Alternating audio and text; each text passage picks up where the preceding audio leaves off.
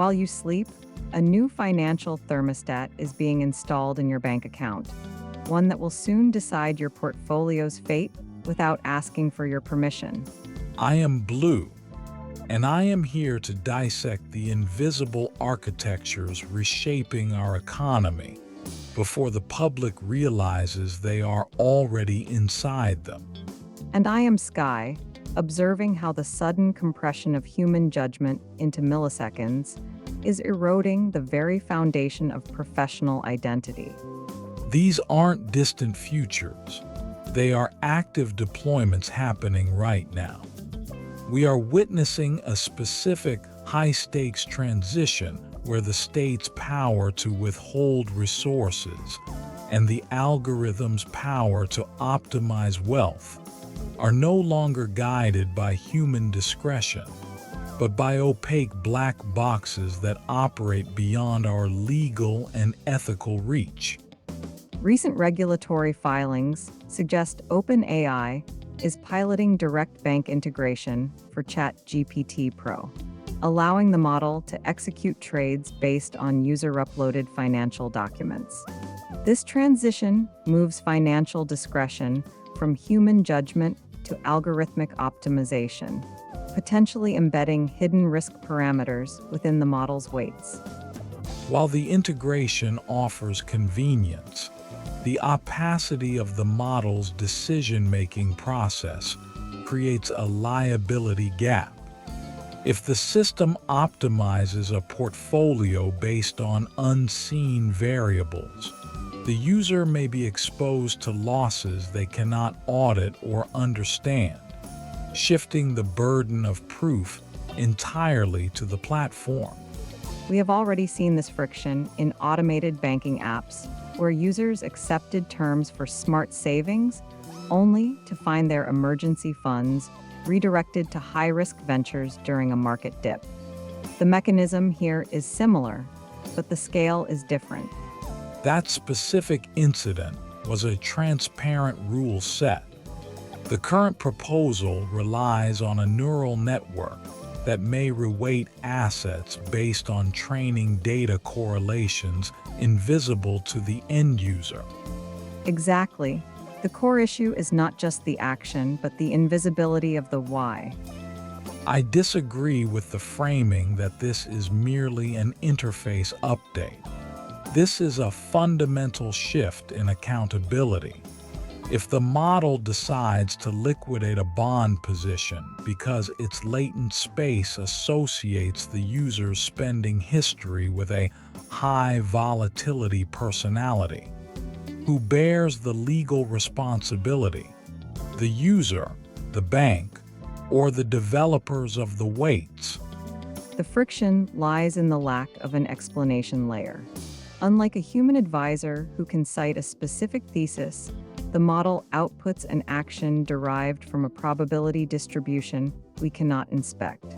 This brings us to the technical shock. The system may be utilizing a black box feedback loop, where the model's internal safety filters, trained on historical financial crashes, inadvertently penalize specific asset classes for users who don't match a statistical profile of the training set. So the model isn't just suggesting. It is actively filtering opportunities based on a mathematical construct we cannot see. Correct. It is functioning like a biological immune system that has never encountered a specific virus. It may react aggressively to a new strain simply because it resembles a known threat in its training data, even if the resemblance is irrelevant to the patient's actual health.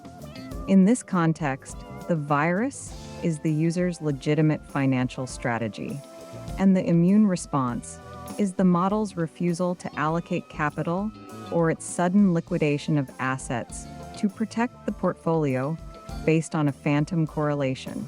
The listener takeaway is to view direct financial AI integration not as a tool, but as a black box utility where the input-output relationship is governed by invisible weights, requiring users to assume a level of trust that current legal frameworks do not support.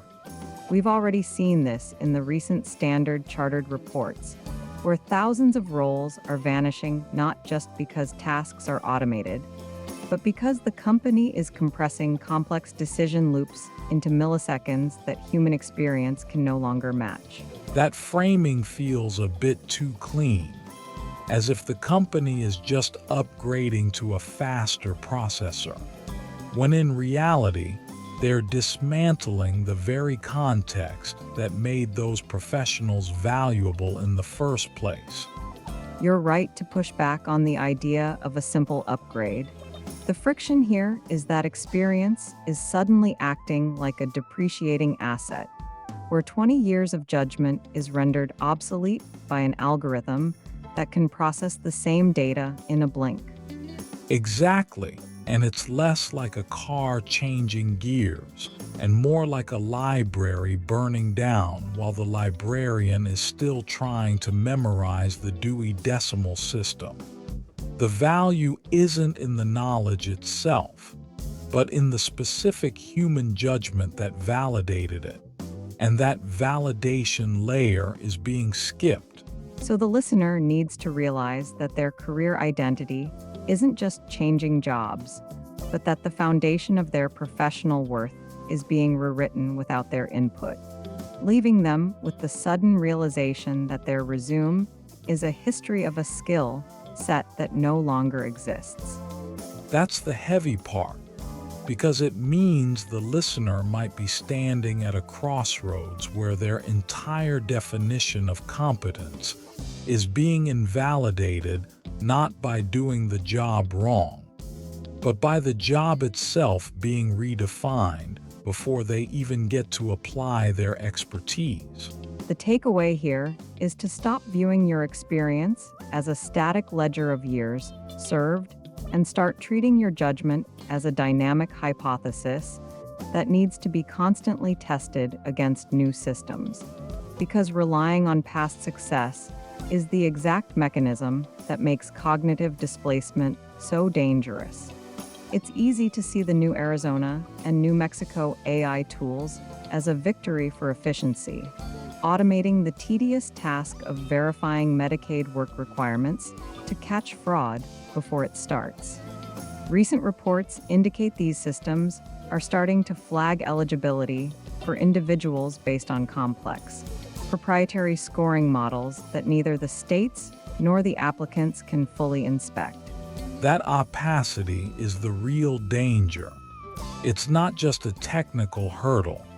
It's a structural change where the state's power to withhold resources is automated, removing the human element of empathy and discretion from the safety net.